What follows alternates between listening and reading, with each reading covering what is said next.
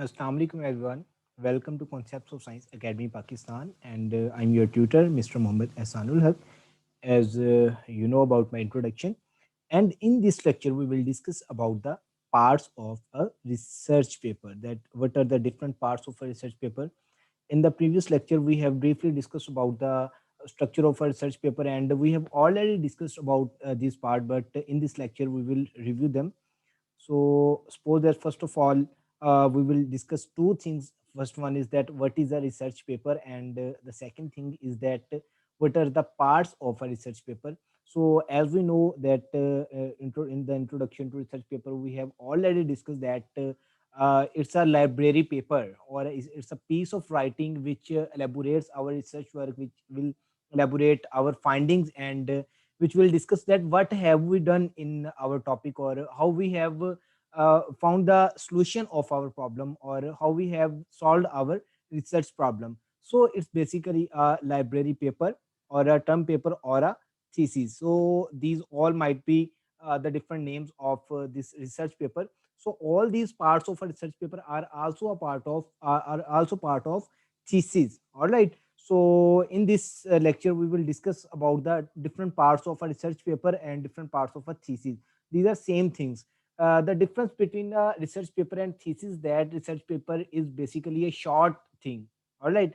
But in a thesis, when you are writing a thesis of your degree or thesis of your research, you are discussing everything in detail or in a very elaborative form. So first of all, we discuss about different parts. So first of all, we will discuss about the title. As in the previous lecture, I have shown you a research paper by highlighting the different parts, just like the title of a research paper, then author, their affiliation, abstract, introduction, literature review, and all the things I have already discussed about in the previous lecture by showing you a picture of a research paper. And here we will discuss all these parts in detail. So after title, there is abstract of paper, and then introduction of paper, literature review, methods, then results, then conclusions or discussion. Discussion can be added here to results and discussion. All right. And then the your references and bibliography. All right. So we will discuss all these things one by one. So first of all, what is title? Title is basically a major thing which will describe your research paper or your research work or your research problem. Okay, so your title should be specific and it must indicate the problem. It must indicate the problem. While we are deciding the title of our research paper, the basic purpose of the title of a research paper, it's basically a highlight, or it's all the summary of research paper in one line. That what have you done in your research paper, what was your research problem, or what strategy did you use, and all these things. So if you download a paper or you want to read a paper, first of all you will read title of that paper. The title will tell you about the research work, the worth of research work, and the scope of that research work or research problem. So after the title, there is abstract. In the previous lecture, I have discussed about different parts of abstract. So basically, it's a brief summary of entire paper. It's the brief summary of entire paper or a thesis. When you will open any research article, you will see that there is abstract of the article. So there are no references used in this abstract, because you write it by your own in your own words. All right. So it's a brief summary of your entire paper, which is usually within one page. There are different size of abstract according to the criteria of journals, or according to the criteria of different universities. About from a good abstract is about from 250 to 350 words, or maybe plus minus. And it should include the goals and objectives, results and conclusions. So the first part of abstract is basically the background of study. The second thing is the your research problem, and why are you doing this research, means the goals and objectives of your research. After that, you will write a bit about the methodology, and then results and conclusion. So all these are the parts of an abstract. So after this we will discuss about the introduction. As you know about the introduction, that introduction means to introduce someone, to give brief details about a person.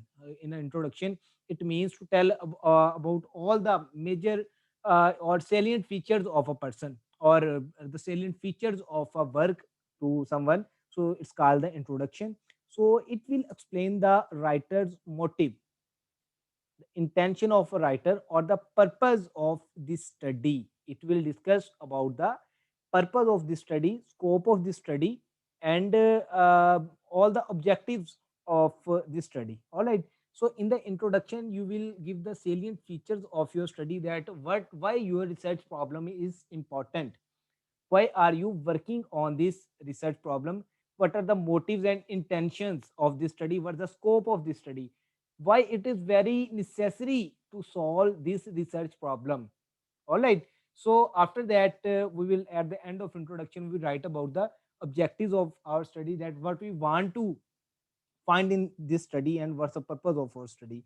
So it also provides a bit about the background or the situation for the reader, that the reader may need. So it also provide a bit about the background of the study.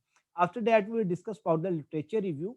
In a thesis, literature review is a separate chapter, but in a research paper, it is written in the heading of introduction. All right. So different journals take literature review separately as a separate heading. So the purpose of literature review is to describe the all past important findings about that research topic. All right, about the past important researches and all the findings, relevant findings about that research topics, that what the previous scientists have done in this research or in this research problem, what were the research gaps present in this research problem or relevant to this research problem. So what are the sources of this literature review? These are credible sources, just like the academic books, peer reviewed journals, and different research papers, articles, review papers, and all these things. We will discuss about the different types of research paper in our next lecture. So here I want to tell you about the different parts of a research paper, and we will also discuss about the difference in a research paper and a review paper too. So the next heading of this research paper will be methods and procedures. It's also named as materials and methodology, or materials and method. All right. So it's the biggest part of your research paper. Materials, methodology, and your results are the results and discussion. These are the major parts of your research paper. So in this, you will discuss all the techniques, all the strategies that you use in your research, all the experiments, all the things that you use as a experiment in your research, all the techniques, all the strategies you will write in details. Okay. You will elaborate your ideas in detail. So after the materials and methodology, there is a section of results. In the results, you will write your findings, that what have you found in your research, what are the findings of your research, which procedures did you use in your research. Suppose that I am working on a gene, and I performed PCR to cut a gene from a genome, and then I isolated that gene. I wanted to isolate a gene, and then I used the gel electrophoresis to separate that gene from the rest of DNA, and then I cut that gel from that spot, that band, and separated it by using gel elution kit and all the procedures. So I will write all these things in my material methodology, but in the results I will give the picture of my band, that in the gel documentation system, that at which uh, scale my gene was shown, or what was the size of my gene. These are my results, or these are my findings. So I will write in detail about the my results. I will give different graphs, different tables, different pictures, and all the things, and I will explain my results in the discussion or conclusion section. In some journals, it is written as the results and discussion, and in some journals it is written as the conclusion and discussion. So here we state what we have learned or proved. Okay, what are the take home messages, and what are the major accomplishments of our work or our research problem, and what we have found. And we discuss it with the previous scientists too, that what were the results of different scientists, and in this section we can prove and disprove the research work of other scientists. We can say that my results are these and the results of their scientists were not satisfactory, so my results are more satisfactory, and we can conclude all these things in conclusion section and the discussion. So the last lines of conclusion and discuss sections are the new questions and future work. That what are the key points, what were the limitations of my research, and what are the point where we can work in future. So I can also say that these are basically the research suggestions, that what you want to suggest to new scientists, what you want to suggest to a reader, that these are the points where I haven't worked and you can do work on these points. So we have already discussed in the first lecture, first 2 or 3 lectures about the productive theory, that productive theory is that theory which can create new research questions, which suggest new research questions. So your research will be more worthy if you will give the suggestions to the reader, that these are the things where further work can be done. All right. So at the end of research paper, as I had I show you that there are different references. So references and citation, I have given you a brief idea about it, and we will discuss it uh, in the next lectures about the citations and bibliography and reference management, that how can we write the references and all these things. So here is a brief definition. So a bibliography is a list of books, articles, and other publications. So in this we will write about the sources, that from where have we extracted our data, and from where have we taken our data. So it is about the bibliography and references, or the list of references you use in your work writing your paper. These are the references, or the list of references that we use in our paper.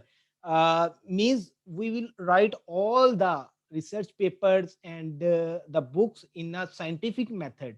There is a method to write the reference. Okay, we will use a method to write about the reference of person whose work we are using, or we will write about the write as a reference to that paper from where we took the data. Okay, and we will give the reference of that resource of our data. All right.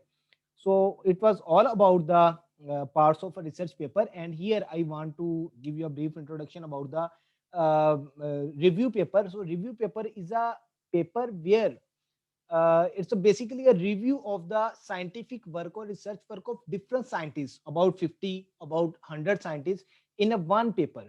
All right, it's a one piece of writing or review of different scientists. You will collect the research work of 50 or 100 persons in a single paper. So you are using the data of other scientists. So in this paper we'll discuss in the next lecture that what are the details of a review article. So in this we use all the data of other scientists, and we discuss it and all that.